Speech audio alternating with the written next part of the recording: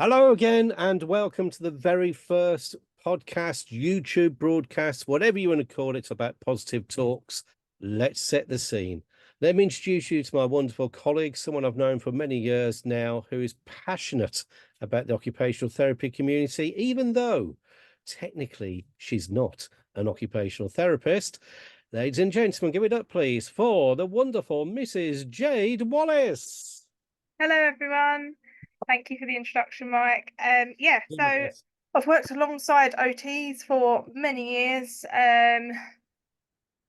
probably more than half my life. I don't know. To work out the maths, I'd have to work out how old I am.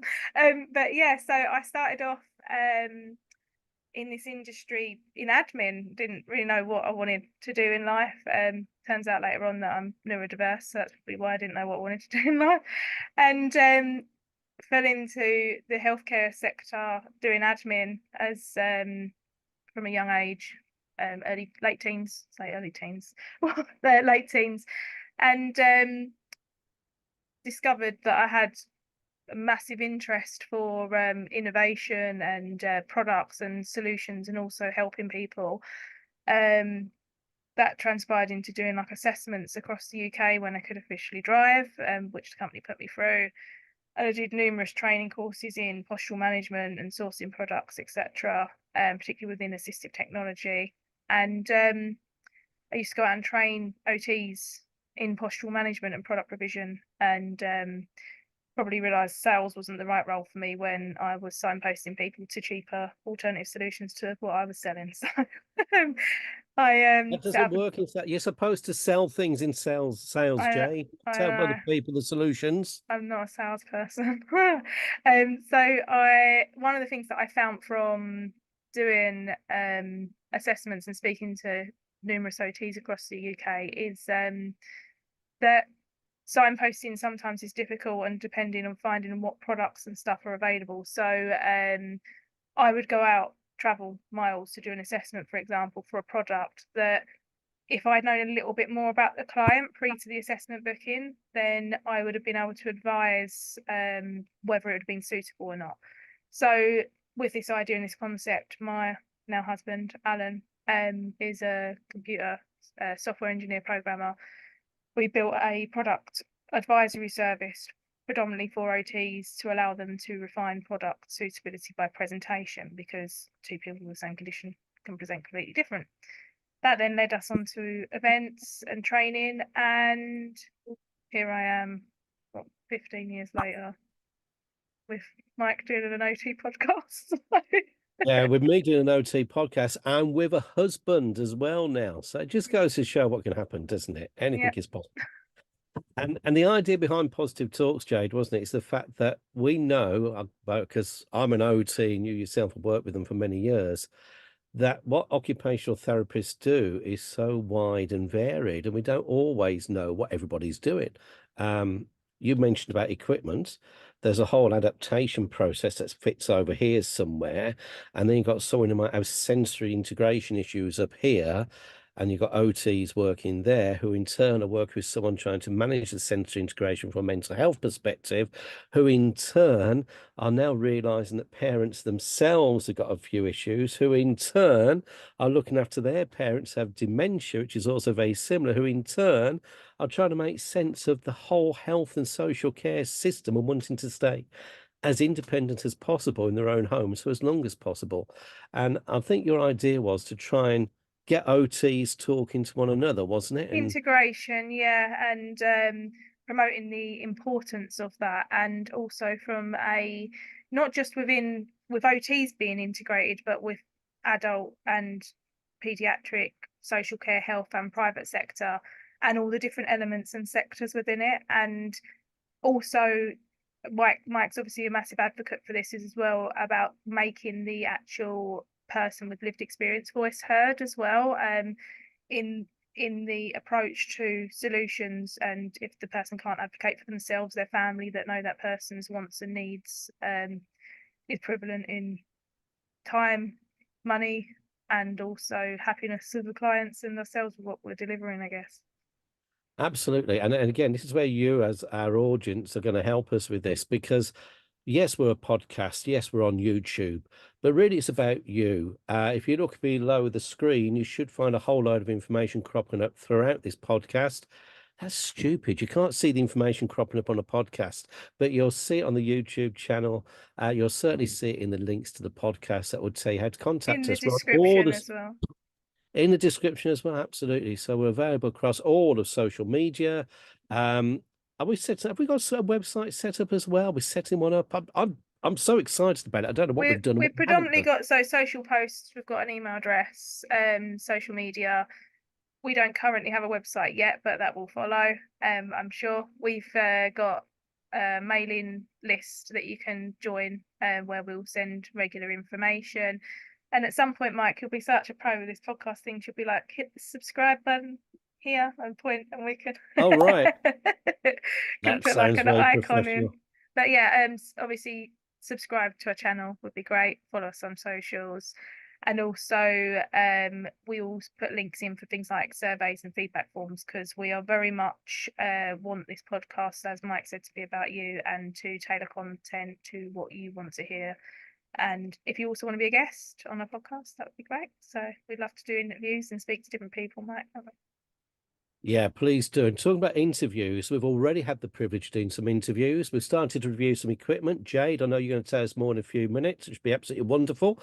I've spoken to somebody who is singing the praises of his occupational therapist and also other therapists as well, such as physios. Amazingly, right, get this, he has worked with his occupational therapist for 43 years. 43 years. Can you believe that? And we'll find out more about that later on. But we want to know from you what you find useful. Maybe there's been an occupational therapist that you've worked with who's inspired you. Maybe there's been a client or patient you've worked with where you thought, I've really made a difference, or they've taught me something. Maybe there's an item equipment you've used. You thought, why aren't more people using this equipment? It makes such a difference. Or maybe there's areas of your practice where you think, if only everyone else did this, it would make our life so much easier. So, as Jade, you've said again, tell us about those socials again. So you can follow us on our social media channels. Please, if you're on YouTube watching this, subscribe to our channel, and also sign yourself up to our mailer newsletter as well, where we can send information out, surveys, etc., so that we can focus the content on what you want to hear. And also, if you want to be a speaker on one, we also have speakers forms available as well. Absolutely. And you'll be seeing us around the country as well. There's various events cropping up. The Rise events, there's Disability Expo at the Excel Centre in London in July, and we'll tell you more about that as time progresses as well. Yeah. But one of the things, Jade, that you said is about equipment, yeah, and you're quite right. Equipment can make such a big difference.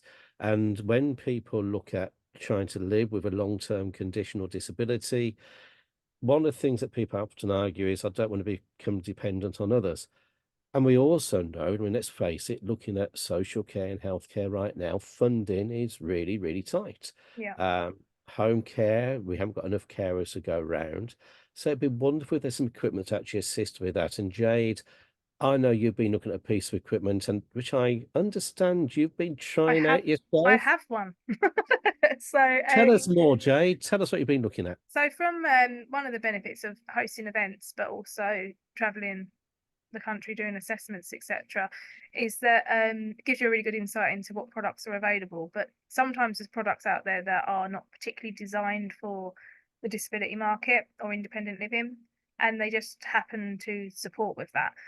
So I know that private OTs probably see more about products that are maybe not standardized from a prescription kind of format. And this piece of kit in particular, I myself have fibromyalgia and hypermobility Ehlers-Danlos syndrome, as well as being neurodiverse. So my planning and organisation skills, that's the one word went, doesn't sometimes come as naturally to me as it would with other people. So from my own perspective of using this product, it's helped me massively. But also from the lady that I purchased the product from, she works for Volwork, the company is that manufacture it. So this product is called a Thermomix, and it is a kitchen appliance, but it has 20 appliances in one. I think it changes. It has software updates all the time, so it does different number of things. But Kerry, who is the person that I purchased this from, she is a wheelchair user herself, and she got prescribed this by her case manager or lead OT. I'm pretty sure she has a spinal cord injury, so she had a case manager that prescribed what equipment they thought would be beneficial to her. She was a keen cook prior to that, and prior to her accident, and she said that she obviously wanted to still be able to remain independent and cook meals, and that was really important to her. So what the Thermomix does, in theory, it's got loads of justification benefits from the disability side of things, but it allows you to plan and prep meals in one. So it's kind of almost like when we're looking at advising, I know within the neurodiverse side of things, sometimes there is a recommendation of going on like meal plans and preps to make sure certain nutrients are met.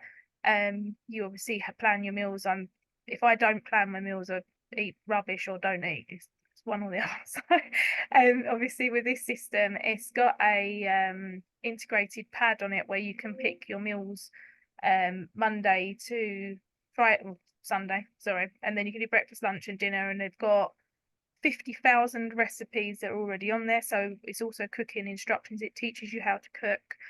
And you can add your own and just use it as a kitchen appliance as well. I'll tell you what, why don't we take a look at that video that you did and let's see how you get on with it. Yeah, sure. So I'll show you the video with Kerry with a bit of her background story, and then me and Kerry talking about how the product can help with independent living as well. Hello. So you want to know what you actually get with Thermomix. When you purchase a Thermomix, as standard, you get 2 years warranty. You get all of this here. So you've got the Thermomix TM6 touch screens. You get 2 years warranty. You get all of this here. So you've got the Thermomix TM6 touch screens. The mixing bowl with the blade inside, obviously. Simmering basket, which also acts as a handle, so you can steam rice, chicken, veg. And we've got the Verona dish, which you can steam a whole chicken in there, which I've done several times. Then or fish or anything you like. You can prove your bread in there, your dough in there. And you've got the Verona tray, which you pop the veg on there, the lid, but the lid acts as a drip tray as well. And this is the cookbook that you get with it as well. On the screen we've got a search where you can search on Cookie-Doo, which is Cookie-Doo app, which you have on a phone, tablet, laptop, PC, anything you like. It's a machine that does over 20 gadgets in your kitchen in one machine. So it saves space, saves time, saves money. So we've got scales, chop mode, dough mode, turbo, cleans itself. It's got a wash cycle to clean itself as well. Blend, egg boiler, so if you're not very good with boiling eggs, well, Thermomix will do that for you as well. So if there's any questions, obviously contact me, and thank you for watching. Hi Kerry, thank you for coming on to our podcast, Positive Talks. Could you tell us a little bit about yourself and Thermomix, both professionally and personally, how you use the product? Hello, thanks for having me. Yeah, I'm Kerry Woodhouse. I'm an independent Thermomix advisor. Thermomix came into my life. It was introduced by an OT on a recommendation to help me with my independence in the kitchen and get my love of cooking back. But most importantly, a safe way of cooking as well. So I became a customer. I brought Thermomix. The more I saw, the more I loved, the more I could see, the peeling, the chopping, the grating, the cooking, you know, the whole thing. It was just an amazing product. Being disabled myself, I know how much from my own experience, how much it's helped me with my fatigue, my pain so much better. I was on a very, very strong dose of gabapentin. I'm off of that. My seizures don't happen anymore. I'm now driving again. My mental health so much better because I'm not eating processed foods. Having a Thermomix opened up not only new doors for my health, but for my career as well. Soon after owning a Thermomix, I became an advisor. I thought, I'll give it a go. I can't drive. I couldn't at the time. I can't do it the way the other advisors do the sales, direct sales. But you don't know unless you try. So I gave it my best shot. And I've not looked back. I started September 2022. Thanks for that, Kerry. So for those of you that don't know what Thermomix is, I'm going to ask Kerry to give an overview of what Thermomix does. We'll insert a video so you can visualize the product as well. I met Kerry at an event last year, and it was great to find out about how Kerry had used the Thermomix, not only herself, but also given the opportunity to many other people from an independent living piece of kit and product. But also from a point, obviously, how it's now your career and it's obviously your job and how passionate you are for that as well. So with the Thermomix itself, it's from my perspective, from an OT side of things of like prescribing, etc., that it's an amazing tool for independent living. The cost justification as well. From a point, obviously, it's how many appliances in one, Kerry? Is it? Over 20 in one.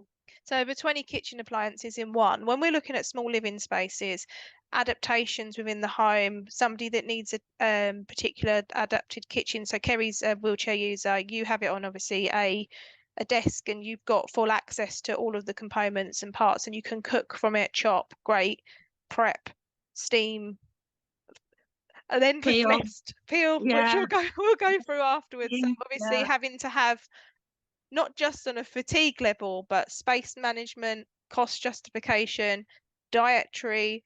There's loads of factors that we need to look into to justify this piece of kit. Like, can this potentially be something that could be funded for individuals that want to be able to cook independently, that maybe are unable to without a really fancy adapted kitchen? Even from a point, obviously, the health benefits of meal prep and eating cleaner eating as well. We look at the cost of care packages where potentially you'd have somebody that has to come in and prepare a meal for somebody, like 2 carers. You may be able to reducing care packages on that side of things as well.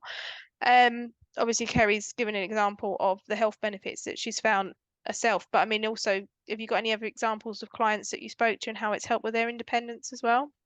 Yeah, definitely. There's 3 in particular that stick out to me. One is a gentleman with brain injury, and he's only got the use of one arm.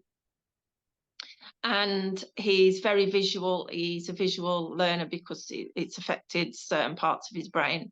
And he uses a Thermomix. He can cook independently now, safely. His mom was emotional when I was there setting him all up with it. And I got emotional because I could see right there and then just how much of an impact it had on his life and his well-being, give him that independence back. Another being a lady with multiple sclerosis. She said her husband does a lot for her, and she wanted to take the pressure off her husband and take over and do some of the cooking and the planning, because you can plan your week ahead, your month ahead, your groceries. About planning yet, have we? Yeah, and you can do your online shopping. So she gets involved in the background of it as well as getting involved in the actual cooking, because he's got a business from home, so she can get on and cook independently, safely at her level. So that's another example. And then I've got another young girl that she's just amazing. So She's I know got who you're cerebral talking about. Yeah. yeah, she's got cerebral palsy, and her mom has just it just puts a lump in my throat, because she's so much more independent now. She can cook independently. She's got this sense of achievement. She's cooking for the family. And not only is it helping mum because it's taking the pressure off mum, but the young girl, She has a constant joke about her mum's meals being being bolognese all the time, isn't it? I think she's a comedian, isn't she? And she says about how before she said that she'd never cook, but had to have her mum's cooking all the time, and all she makes is bolognese with different pasta. So I bet they have a great variety now. Yeah, and like if they've got, because usually as well, if they've got health issues, like if they've got a disability, some form of disability, usually alongside, not always, alongside they have other health issues like intolerances. We have gluten intolerance, and celiac friendly meals, vegan, dairy free, etc. So I have a Thermomix. I'm a customer as well. Kerry sold me the product with telling me everything it could do. And even from my point, I'm neurodiverse and I've got HEDS. So from a point of which is a connective tissue disorder for anyone that doesn't know, I get quite fatigued sometimes, but also with the ADHD side of my neurodiversity, I have really poor planning skills, and quite often would forget what to eat or what to get out. With the tablet, you can use an app called Cookie Do, where you can go through and plan all your meals, and then you can add them to the screen on the device, which you can do from your mobile phone to plan. It stores it on for your week, and then you can add the recipes to your online shopping basket, remove items that you've got already in the cupboards, and then place an online order for them foods, or print the list off to take shopping with you.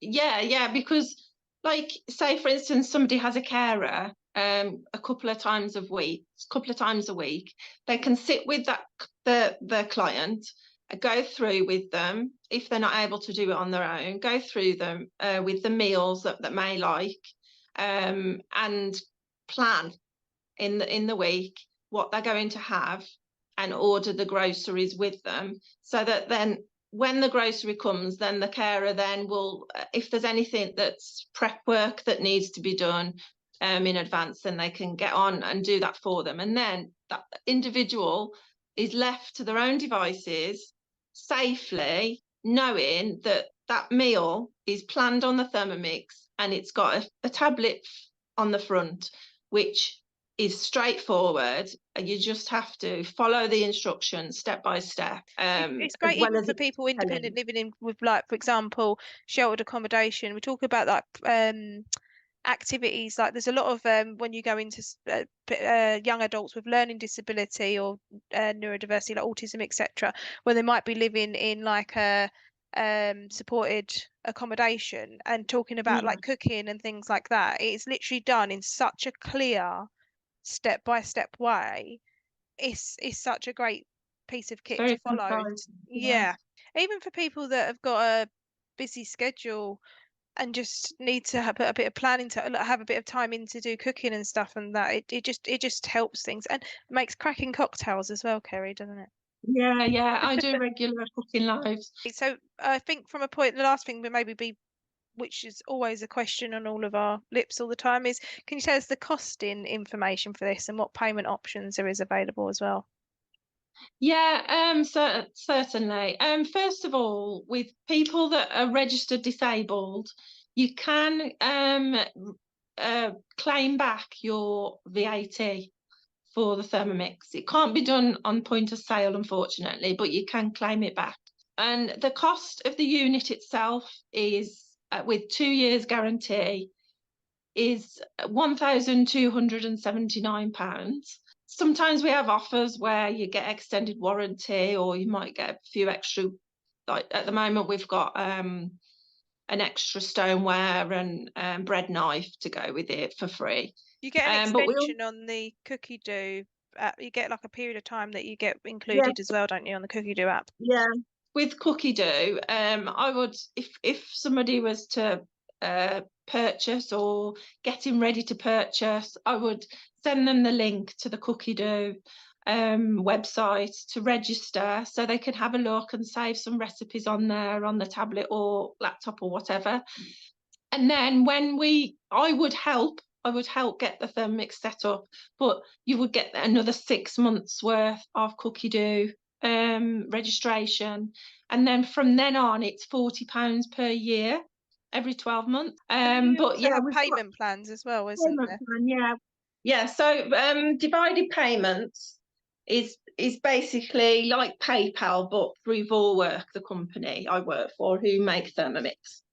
So it's £250 deposit, and then a month later, for 3 consecutive months, it's £343. Another option, if you purchase the extra second mixing bowl, which is like the jug that you cook in, I always recommend, I don't know whether you find that the second mixing bowl is It would have been more beneficial. Yeah, I don't have one yet. It would have been. so if you was to get a second mixing bowl, the price would be £1,439, and for 12 months you could get that for interest free on £119.91 per month. The other option is up to 48 months with Navuna Finance, which is 14.9 APR. And again, we do have offers throughout the year. But on finance up to 48 months, you're talking £34.93 a month. So What's that? That's like one takeaway sometimes for people, isn't it, when you think of it that way? Exactly. I mean, the amount of money that you'll save by making your own takeaways, pizza, amazing pizza doughs, curries, Chinese, all different cuisines. We've also got like a menu planner where you can follow this menu planner that's new out actually, that would be good to get people started. But it shows you how you can save money. To be honest, I can't say there's going to be many people that it won't suit, because it's kind of one of those devices that one fits all. I mean, it's been around for 52 years. For me, it's important for me to bring Thermomix into the disabled communities more and more because of the benefit it will have on their Living lives. independently as well. So that's Yeah. obviously, as OTs, it's supporting in occupation, whether that's a hobby, a job, Well, from Kerry's point of view as well. Everything. We also, I mean, like myself, we also take on people if they're looking for a job, they want to get back into working. Because I was existing before this job, I was literally just existing. I wasn't living, I wasn't getting out, I wasn't meeting people. And now I am like loving my life because I'm meeting new people. I love what I do. I'm passionate. It doesn't feel like work. It feels like a hobby that I get paid for. I work for myself, self-employed, so I'm flexible. When I want to work or when my health allows me to work, I work. Or if I've worked a lot, then I'll have a rest. And it is good for that. It gets people back into the working environments in a flexible way to suit them. Thanks, Kerry. Thank you so much for coming on to Positive Talks and sharing your information about Thermomix. We're going to play a video of Kerry giving a demonstration of the product. If anybody wants to ask any questions or has any clients that would like to, are you doing home visits as well, or assessments, or are you doing? You do them virtually and in person, can't you? That's what you said, yeah. Yeah. So we'll put Kerry's information in the description for the show. And we'll put a link to her website as well. So yeah, any inquiries about the product, please speak to Kerry direct. And it would also be good to know whether you think that this is something that could financially be viable through funding. So routes to funding for people maybe that don't have the income or the justification to get it funded as well. So yeah, any questions at all and any feedback, please comment, like, and also follow Kerry on socials as well, which we'll also include. Thanks very much. Thanks. Thank you. Flipping it, Jade. That's really amazing stuff. And what a really interesting backstory from Kerry as well. So you were arguing, you were saying that you can buy this privately. At how much again? So they do payment plans, which is split. I think the cost of the product, I'm not going to be exact to the pound, but it's around £1,200, around that amount, depending on what other features and add-ons you have on it. There's other accessories, etc. But around that figure. There's that you can either pay for the whole amount up front, you can do monthly payment plans, or you can pay it in 3 payments, for example, as well. Okay, so for somebody who perhaps has physical health difficulties, because Kerry herself, you say, has got a spinal injury, yes? Mhm. Or someone who maybe has difficulty processing and planning. I mean, I'm just working out, if you had a carer coming in to pay that, if they're there for half an hour doing a microwave meal, which isn't the most nutritious in the world, that could be costing 15 quid an hour by the time you paid for that. And I was just wondering, so if we could make an argument from equipment budgets that providing this equipment would actually have an impact on the overall social care budget, because we could cut back on the carers required, and we know there's not enough. Now here's a challenge to you, audience. How many of you would like to try making an argument to see whether you could fund equipment like this? Because occupational therapy is about empowering individuals, isn't it? And enabling them to do what they can for themselves as much as someone wants to. And if someone's wanting to do this, I wonder if any of us can make that argument. Hit the links below, contact us on social media, email us when we get our You email can address comment up and running, as well live on this. Comment, You can comment on YouTube. Yeah, hit the button. Goodness knows what else. One day I will become trendy and hip and I'll know what we're talking about. But for now, just contact us and tell us your thoughts. Is this something that perhaps as occupational therapists we should be arguing for?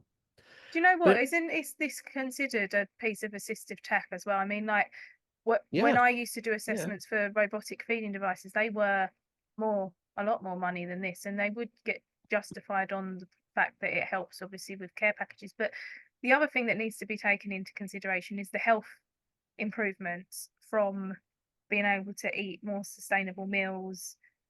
There's also things where you can make things from scratch, which usually would be store bought, for example. So if you've got somebody that's celiac or has certain dietary requirements, you can make things without stuff, so gluten-free stuff, things like that. So obviously saving on purchasing all them different types of foods that you need for dietary requirements, looking at energy levels, hospital admissions. There's probably more to it than just the carers side of it, which I know is obviously a thing like for like cost wise to justify. But if somebody's, we look at Meals on Wheels, them packages, how much they cost from a meals point of view. Even if you've got your carer coming in and using something to prep, where this can be ready at a certain time, again, it saves money on that as well. That's a really good point. And under the NHS and Community Care Act, they talk about the well-being principle. Now, people have tried over the years to define what the well-being principle is, but it is very much about the individual and what makes them feel good. So I think that's a really good point. In fact, it's potentially quite a hot topic that we could be talking about, which is very clever there, viewers. And I can see Jade smiling, because one of the things we like to talk about in each episode is topics that are hot to the HOT community as we speak now.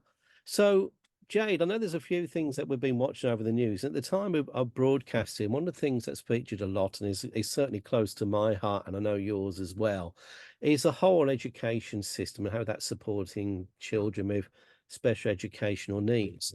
Now, just recently, there was an article, and it was Sky News that I saw this on. I'm sure it was available on other outlets as well, when they were highlighting the fact that one particular mother said that 10 schools, and these were her words, 10 schools had rejected her daughter because they felt unable to meet her needs, and she was feeling like she had to home educate her child. Now, we have to be careful. There's a distinction here between homeschooling and home education. Homeschooling is when a child stays on the role of a school, but is still taught at home, but the school takes over all responsibility. Home education is when the parent or the guardian takes the child out of the education system completely and takes full responsibility for the education. But I guess the thing is, how many, not just mainstream schools, but especially schools, are struggling to fully support children because of a lack of what I would see as occupational therapy input, things like sensory integration, sensory assessments. So my understanding with that as well is that certain requirements, I'm experiencing this with my son at the moment with school. Depending on the requirement of the need, obviously you have to go through EHCP funding. And would that be then something that to get an occupational therapist involved in a school, they'd have to be able to access an EHCP to be able to get that level of support? Because Yeah, no, from my experience, they EH don't standard have OTs. Like I couldn't get my son to come and have like a mental health OT or something to speak to him unless he had that particular requirement for EHCP. No, that's a really hot topic at the moment. There's some Facebook groups I'm aware of who have been discussing this very point. And what a lot of parents have been saying is that they recognise here's a big cheer out here for our profession. A lot of people recognise the positive benefits of occupational therapy, but the provision of it is so widespread over England, and I can only comment on England, I'm afraid. Anyone in Scotland, elsewhere, please do comment below and tell us what your experiences are. But it's so difficult to access. For example, I'll give you something. I've been invited to talk at a conference or a summit occurring later on in the year about disabled facilities grants. And one of the parents was commenting that she needed an additional bedroom for her child. She had 2 children, both are diagnosed as autistic and whose behaviours were clashing, for want of a better word. And they were told by their local authority, you can only have a disabled facilities grant for physical disability. When that's not true. That's not true at all. And I know that I've been through the process, and it's very strange being an OT, Jade, and through the process. It's really weird. But we went through the process of getting exactly the same, having an additional bedroom because of our children's difficulties for being autistic as well. So it is a bit of a hot topic, really, where we go. I'd love to know what other people think about this. I mean, with mainstream school, to go back to mainstream school, there is a requirement, it's within their budget, that for the first £6,000 worth of support, the school will fund that. But often Yeah. well, you're laughing. Tell us your experience, Jade. If they've got the £6,000, I think that they put certain procedural things in place that do help, I suppose, people that are on a lower need, if that's the right word to say, like low need Yeah. support. Like one plans, for example, is usually a standard procedure that they put them through, and then there would be additional support, and then to look at special education settings, so different schools that are particularly required from that, and also trying to obviously access EHCP grant, EHCP funding, and the schools don't. It's very difficult. It's worth Agreed. the battle to go through it and to get it for sure, but Well, it's not made you're easy right. to obtain at all. Well, you're right. And often it's seen purely in terms of putting in additional teaching assistants or support workers. But that's not the answer. I think Really, for mental jobs. health's a massive thing that needs to be. That one thing that I found out recently is that for children, so I personally have coaching and find it a massive benefit in managing my symptoms over medication, and having an understanding of your symptoms and how to better manage them by somebody that also understands it is invaluable. And children can't even tap into this level of therapy, such as coaching or psychology or that, until I think it's 9, they have to go under a play therapist before then. So everything's done through play, which is fine. Like I get that, but sometimes being autistic, being forced to play and then analysing how I play is probably not going to be the most effective thing to. No, it's a really good point. And from an occupational therapy point of view, I now have a service which works extremely well. It seems to be growing. They're getting more OTs. They engage with young people, and it is part of a CAM service, a child and adolescent mental health service. But as part of that, they use activity. The activity is a medium. If someone is into their gymnastics, they've Yeah. got some OTs there that are happy to get down on the ground and do the gymnastics. There's others who probably have more of my physical ability and more into being at the table-based activities, but it's a form of engagement. And what's really important is that they know that challenging someone head on about their difficulties isn't productive in that situation. Within a traditional mental health setting, people might be familiar with things such as cognitive behavioral therapy, CBT, but you can't do that straight off. I think often the first thing is building that relationship.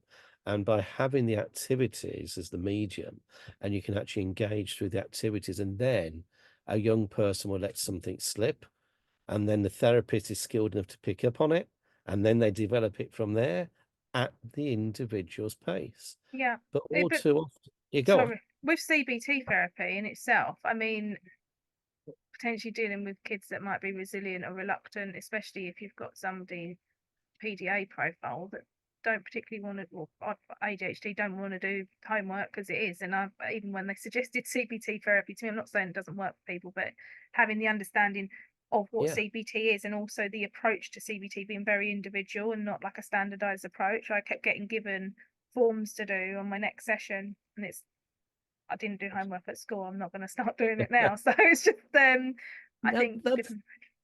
That's a really good point. And by the way, if anyone who's interested, you've probably heard of ADHD, attention deficit hyperactivity disorder. PDA, as my daughters tell me, is not public display of affection. It's pathological demand avoidance, which is effectively, there was debate within the psychology and mental health community whether it exists or not. I'm firmly on the side that it does. To put it very, very bluntly, it's like when you've got a day off, you've got a big to-do list, and you don't know where to start. At the end of your day off, you find you've done nothing.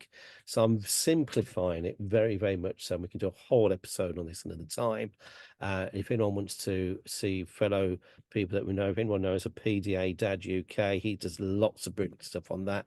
Go and search him, have a look. But Jade, you mentioned something else, which was mental health. And when a child or an adult is mismanaged, or that sounds awful, mismanaged. I don't mean it like that, but Not if then, supported. yeah, supported inappropriately or not supported, then that can cause mental ill health and mental health distress.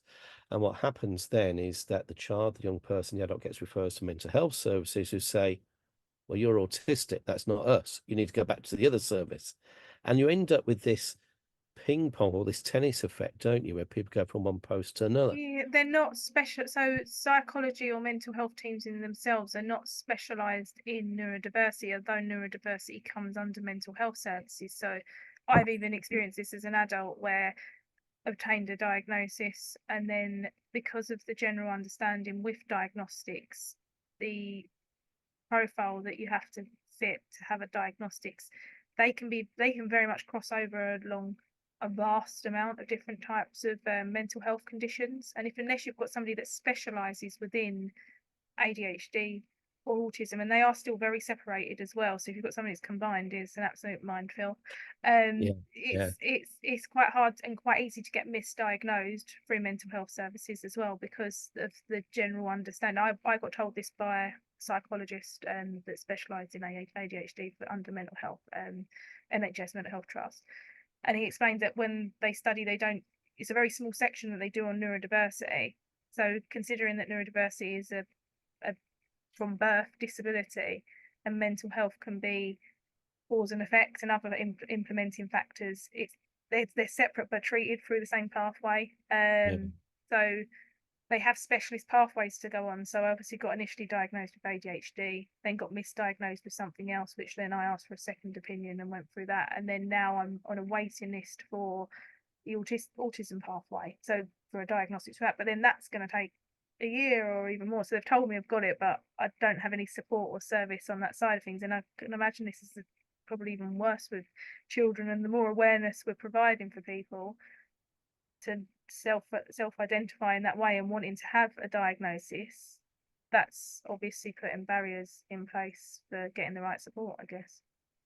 Yeah, it's really interesting because there are some brilliant occupational therapists who do sensory integration assessments, but then ongoing from there, sensory integration is a form of therapy, and they work really, really well. And if you're one of them out there, please comment below. Is that the phrase I should be using, folks? Yeah. Comment below, contact us on social, and you know what? We'd love to have you on the show. We'd love to have a chat with you and see what you do. And do you support our views, or are you going to challenge us? Doesn't mean we're right. Doesn't mean we're wrong, but it doesn't mean we're right. So do come back and challenge us. But this leads on to something else. And again, another hot topic, because earlier this year, there's a big campaign by the Department of Education talking about trying to get children back into school. Now, I have to declare that I am not the biggest fan of the education system, okay? But I'm going to try and appear professional and only, I won't say unbiased because I can't get rid of it, but not as biased as I normally am. But the thing that really irritated me is to put a whole load of posters out, and it said things like, smiling, happy child, and a caption underneath saying, "This morning she had a stomach ache, but she's in school now." Or, "This morning he felt worried, but he's in school now." And we know that there are growing levels of anxiety. We know we've lived through some very unsettling times with COVID, and there's lots of things happening in the world at large, which I'm sure adults and children are picking up on the unrest in the world. But here's the biggie. What we know people who are neurodivergent do is they mask. And so if there's an expectation that needs going to school, they will hide that. And one of the things that I recognized eventually with my children is, yes, they're reporting a stomach ache, and then by the end of the day, it had gone. But stomach ache is actually a form of anxiety. It's a physical representation. Yeah. And then we got the difficulties with behavior at home. And if we'd recognized earlier that these are potentially, well, we know now they are autistic, but if we'd known then what we know now, we could potentially stop so much more distress. Problem is, schools didn't know either. So No. is there a role for occupational therapists to involve themselves in training schools and education authorities? What do you think, Jane? You saying that's really interesting, because I think that where I used to do assessments and stuff, I used to work with paediatric coaches, and there was one that I used to work with quite closely, and she was involved in our first search engine. And I remember her saying to me that she would talk to me about the before I really had any acknowledgement or understanding of autism or ADHD. I was one of them people that thought it was somebody that was attention seeking and hyperactive, climbing trees or whatever. I was guilty to Yeah, that for sure. yeah. Because of what my education was and what people had told me. And I remember her saying to me, and I don't know if she was inadvertently telling me that I was ADHD and autistic, because she was saying, there's a lot of people that you wouldn't even know, and they have these symptoms. It's quite a common thing, and was obviously saying about genetics and how they play a part, and that it's so variable for people on the spectrum. It was almost like she was implying that, yeah, that you probably are. So looking at it now, I still play that conversation over in my head and think, yeah, she was telling me about myself, because I always would be like, oh yeah, I think Alan is about my other half. So yeah, since she obviously was talking about me. But yeah, I think that with education, I've completely lost where we were, Mike. Sorry, let's just pause there. No, it's what not was the about point? education, and how there's been a big campaign to get children into school, and that you shouldn't be worried about children saying I'm anxious or anything. But we're arguing that these Masking like symptoms stomach and aches stuff. could be Yeah. masking. Yeah. Yeah, and I think that when children feel safe at home, I don't know whether you have this as well with your kids, Mike, that I find that routine and structure helps massively, but then if things are taken out of routine, especially at home, the symptoms become worse. So my son's teacher is in and out of school, like doesn't take his classes every day, and I can tell from his behaviour whether she's been in or not, sort of thing. That does annoy me slightly. That is kind of like acceptable for, I know teachers all have health issues and stuff themselves, but it's okay to disrupt their learning pattern. But then if your child refuses to go into school, you're up for a fine. So yeah, that's It is interesting as well. incredibly difficult. I mean, what I would argue with it is there is a role, I think, for the education system to know more about neurodiversity and other health conditions as well. I've But got a we point to see- make on that, Mike. Sorry to Go interrupt on. you, but so I go to Send Coffee Mornings at my school, and one of the things that I think that there is a lack of education on is understanding to neurotypical children and parents of neurotypical children to what the symptoms of neurodiversity is, because I'm fed up with people's perceptions of what kids or they're naughty or don't play with them or that kind of understanding of it. Well, then though actually we need to entice more non-disabled neurotypical people to come to these kind of education and awareness about disability and about neurodiversity, so that they have a better understanding, so there is more inclusion. So without that, they say they're putting all these measures in place, but bullying is a prevalent thing within schools and causes massive anxiety to people that are neurotypical. And if children are not having that education on what neurodiversity is, or their parents aren't, then there's not ever going to be that kind of level of acceptance and comfortable feeling within a school environment.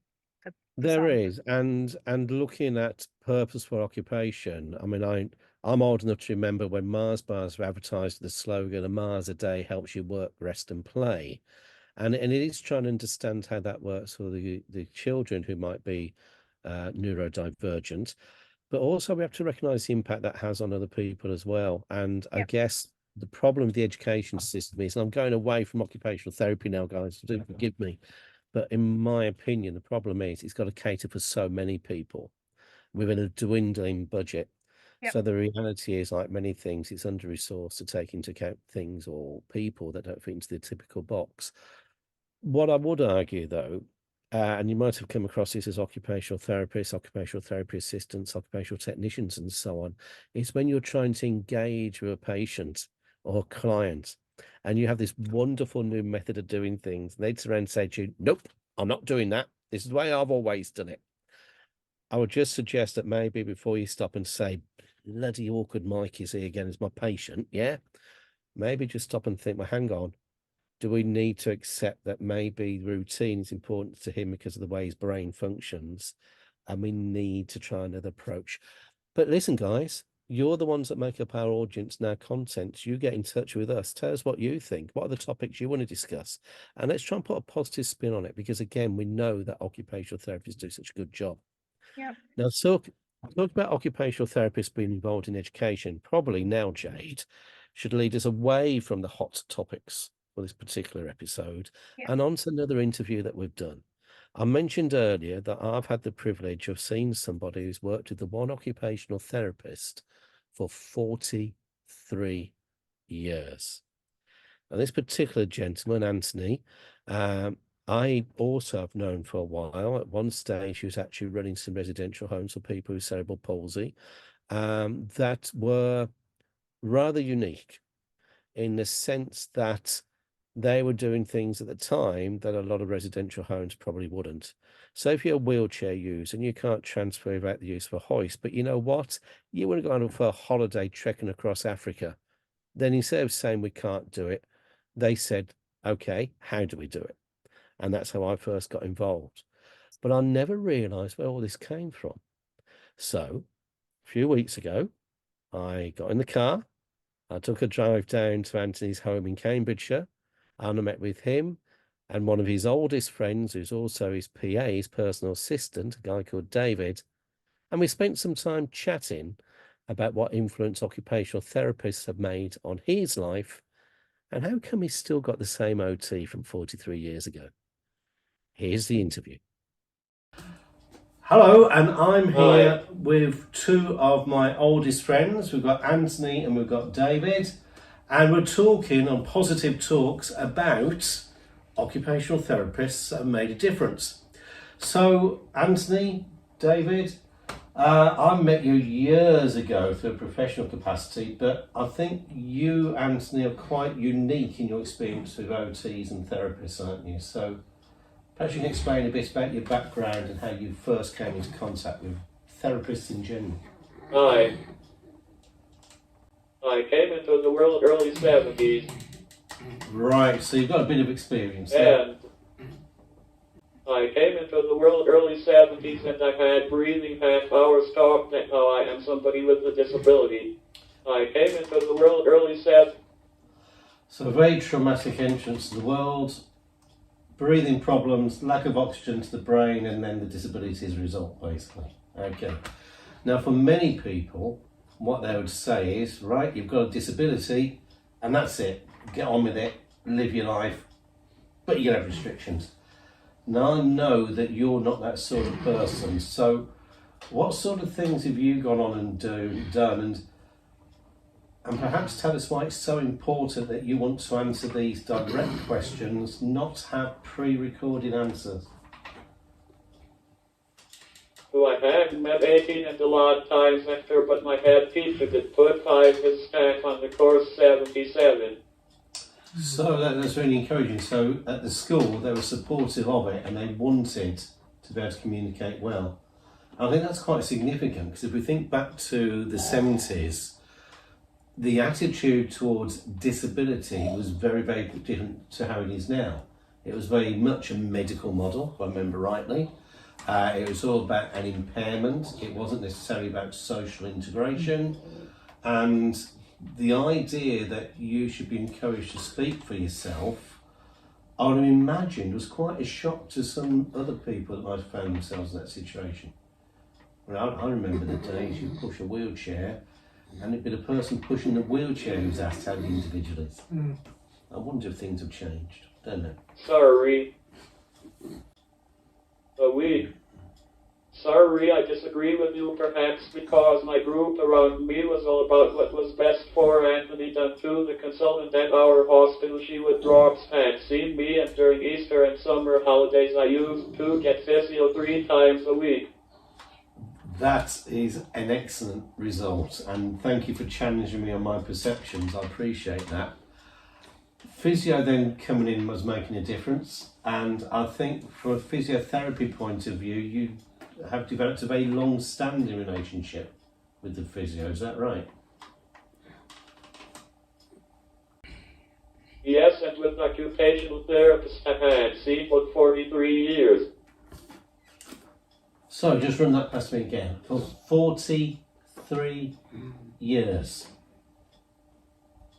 I mean, that just leaves me gobsmacked, because if we talk about a long-term relationship now, therapeutically, you might be talking several months, maybe 1 or 2 years, but 43 years is just unheard of. How has that happened? How did that come about? Well, Alison, who was occupational therapist, she used to come to see me on Thursday nights at home 7 to 9. So Alison, who was occupational therapist, So Alison would come and see you on a Thursday night between 7 and 9. That's really intriguing because, again, a lot of the system now, occupational therapists will see a child at school and take them out of the school day. Do you think your way was a better way of having it done, or do you think it should be more incorporated into the school day? University. I had still school occupational therapists, but it is question how much I used to get from seeing them because they were just out university. I had still school occupational therapists, but it is question. So the experience was important, and what you seem to be suggesting is Alison had a lot more experience. Okay. So what sort of things did Alison do with you? How did you work together that made such a positive difference on your life moving forward? Well, Alison did a lot around my head control. Yeah, so you can, that's why you can use your communication aid so well now. It's the only parts of the body you can reliably move. You still use it. Yeah. That's really quite interesting, because a lot of people who talk about occupational therapy, they talk about equipment, adaptations, but what you're saying is that the very specific movements around your head was what's made a big difference moving forward. You all right? So it's not just about equipment and adaptations, it's about specific movement that was important to you as an individual, which is your head movement, which is still working well now to use your communication in. And she used to sit me different places to find best control. A lot of time I was sitting on her legs. That's really interesting you saying that again, because it ties into something which I know has been very important to you and what you'd like everyone to know about, which is postural management. And you're very passionate about the idea about getting postural management right, aren't you? So why is postural management so important to you?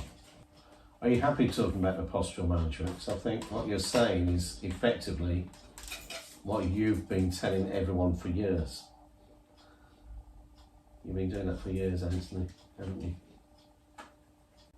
And Alison at the time was the top senior occupational therapist. At the time she was training different groups, therapy parties.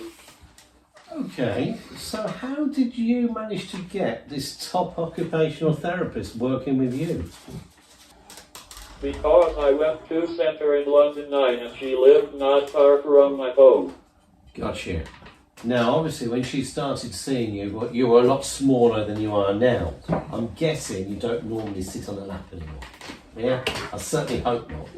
So how did you manage to keep going all those, what, 38 years was it? 38 years? I used to.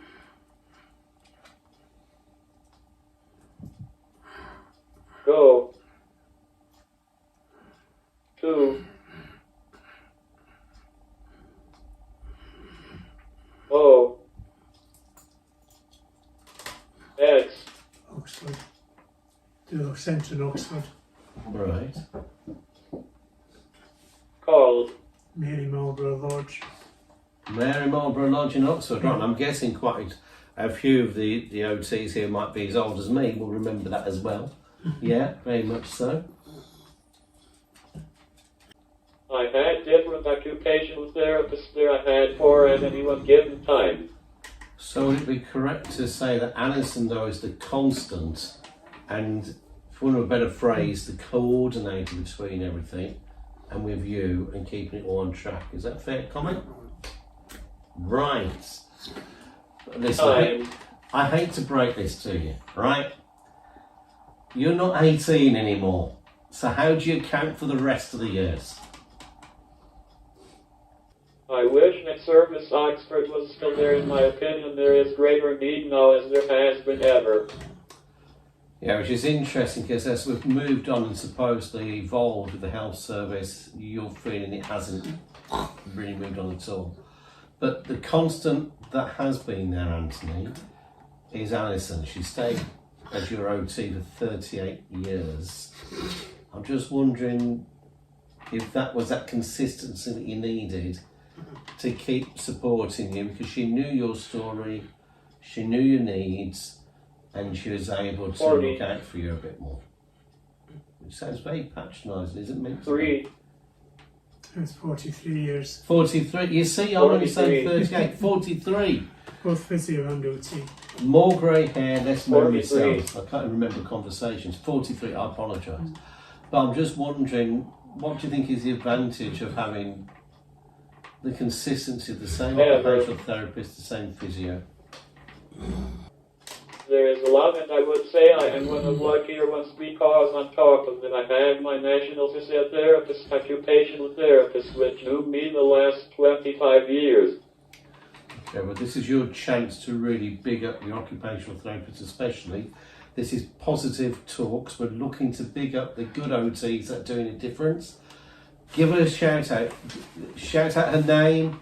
Tell her the message you want her to know, because what we're going to hope, I do hope, is that she's out there listening to this or watching this as well. So Anthony, over to you. What do you want to say about it? I will pick out one because it is but physio and O. He which make the difference. However, I will say the 70s was the time to come into the world before too many people on books of free therapies. Right. So I think it's a very, very diplomatic answer. And I'd endorse that fully, because it is a team. And if I'm hearing what you said correctly, one of the big advantages in the 70s is that there wasn't such a demand on services. So there were effectively a better ratio of therapists to people they were working with. That's what I'm taking from that. I had half day of therapies 5 days. Which is pretty impressive. Pretty impressive. So,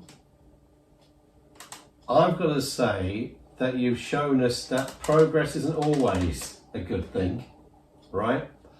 But obviously, if you get a therapist, whether it's physio or occupational, better still both, and they work with you and they know you, that you want to keep hold of them as long as you can, you've managed that, which is brilliant. I also know it's had an influence on you in other ways because of this go-to attitude. You've done a lot of work in the past, which maybe we'll pick up on in the future. I'm saying nothing more than that, but that's brilliant. Is there anything else you'd like to add? I am going skiing March. You're going skiing in March? Yeah, Anthony's brother Mark's been a ski instructor for many years. He and his family are in the south of France at the moment skiing. And so Anthony and his wife Donna and his dad are going out in the middle of March. Because Mark's always said he wanted to, and Anthony's always said he wanted to try skiing. So he got the equipment to do it. So they're going to try it to see. Okay, so I guess that is as positive a note as any to end on. This is Positive Talks. This is Anthony and David. And is there anything else you want to add to that? Because I don't know how to top that one, Anthony. One thing I would say, I had worked 30 years sitting in formal paid, so something must have been right. Definitely. Can't argue with that. And the one thing I'm aware we didn't answer, I think I know the reason why, tell me if I'm wrong. You didn't want to have any questions in advance that you pre-recorded answers. You wanted to do it now.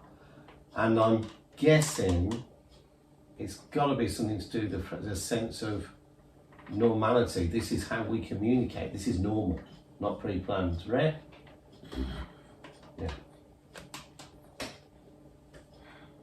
Yes. And so, well, so it's been an absolute pleasure talking with you. Some absolutely brilliant positive comments coming out there. 43 years, that's pretty impressive because you don't look a day over 20. But thank you. Thanks very much. Cheers. Thank you to you, Anthony, and to you, David. Thank you very much. Now that was absolutely amazing, Jade. 43 years. But what I found fascinating by Anthony is he said it's not just the occupational therapist. He very specifically told me at the end, off camera, please mention about the physios and the speech and language therapists as well. And he's right, because it's a correct team around people that work so well.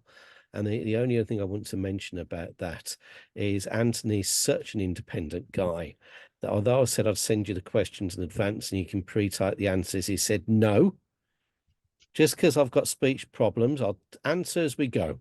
So you'll find that that was actually an hours-long interview condensed into a few short minutes. So I hope you found it beneficial. But we're just about run out of time now being with everybody, haven't we, Jade? Which is a real shame. It's been a real pleasure that you've joined us all for our very first YouTube and podcast broadcast. So thank you, everyone out there. Positive Talks is about you. So as ever, hit the like button, tell your friends, share the information, contact us on social, email us, comment below, all that And sort subscribe. of stuff. Yeah, oh goodness, subscribe, because without you, there is no podcast or YouTube broadcast. We have, however, got future episodes coming up, have we not, Jade? Yep. So we're hoping to broadcast this monthly. Yes. Not quite sure exactly what date. And maybe even an in-person one at some of the events.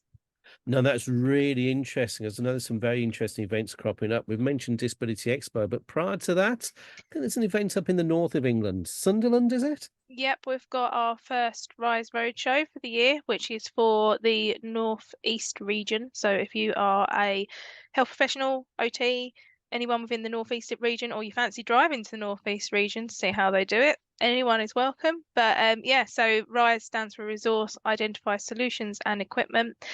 And the whole ethos of RISE is to work with local authority, with adult social care, health and private sector, and also the community. And we are completely, controlled, but we are completely led by how it's done. And it's all about showcasing the role of OT and other health professions within local authorities, and how integration is key, and how we're collaboratively working, and to educate obviously different roles that are available within the realm of OT in particular, but other obviously social care jobs, etc. And then we provide on-hand training workshops, which Mike will be alongside me doing that. So they're called Connected to Care workshops. They're a bit fun. They're a bit fun. Come on, they're all fun. They always overrun because they're so fun. But yeah, it's almost like we want there to be that really hands-on, like forward thinking of solutions and ideas. And we basically create scenarios, kit it with product, and say, look, we've got this client, this is the requirements, how do we work together, and how do we get the main objective or what's needed from that. So for example, within the Sunderland one, there's a focus around seating and postural management, so we're doing workshops on seating, on like the assessments for that. The same with sleep systems and bed management as well. And we'll have different client cases and go through things like from challenging behaviours to paediatrics to plus size patients, lots of different types of scenarios. But yeah, it can be interesting to see how different people work in different ways and how to create solutions, really. And again, if you guys know of anybody who you think should be involved in these things, let us know. We want to share the knowledge and share the experience. If you guys got anything you want to put into the YouTube or podcast as well, tell us about that. There might be an occupational therapist who's inspired you. Maybe there's someone you've worked with who's so enthusiastic about what you or your team have done, they want to share it. There is a possibility, we're working on it. There's quite someone's been very involved in the ballet who might have an influence and might have had some input from OT. Say no more for now, but watch this space and see what's coming up. And I know that there's different care providers that have found occupational therapist role really valuable. And I know there's a very much a thin line between training, which of course is a separate issue, and equipment advice, but some OTs have covered that quite well. Yeah. And we're hoping to get more issues going on, but it's very much, as Jade think- said, led by you. Another thing that we'd like to look at doing, and this can be a helpful resource, is for recruitment and advising in different roles within occupational therapy as well. So I think obviously there needs to be more of an understanding of OT. So like Mike said, I'm not officially an OT, but if I'd known about occupational therapy when I was younger, I would have most definitely trained in it. So I think obviously getting people to understand the role of OT and how impactful it is on people, that's kind of the objective in this as well. If we can get some people to watch this, so share as well, give people a better understanding. Absolutely. And something else to mention for those of you who are interested, we've spoken already about assistive technology, but it's a lot more than turning lights on and opening doors. It's how do you access computers, we're going to work. But how many of you are gamers? And how many of the people you support are gamers? And there's a wonderful company called Adapt IT, led by a guy called Simon O'Gorman, who we will also be inviting onto a future episode and be exploring some of the ways that he's worked with occupational therapists, but the technology out there to enable people to game, even if they are confined to bed and their whole function is around being in bed. And remember, the difference is that what we provide as content and what Rise provides as content is all about you, the occupational therapy community, but also we're linking very much the disability community and neurodivergent community as well. So it's current, it's topical, it's relevant to the people who are receiving the service. Do get in touch. So again, comment below, hit the like button, subscribe. We need you to build up the support, and we'll be featuring different products in the future as well that you recommend, as well as different forms of therapy. So I guess, Jade, it's time for us to say goodbye. See you later. Thank you for joining us, and we look forward to hearing your comments and coming with our next show, episode 2. In a month. Episode 2, and if you haven't seen it already, look for it. Look out for the prequel, and hopefully you'll grow with us as we grow with you. Thank you very much. And in the meantime, hope you enjoyed our positive talks. Let's have positive talks together. Take care, guys. Take See care. you. Bye. Bye-bye. Bye.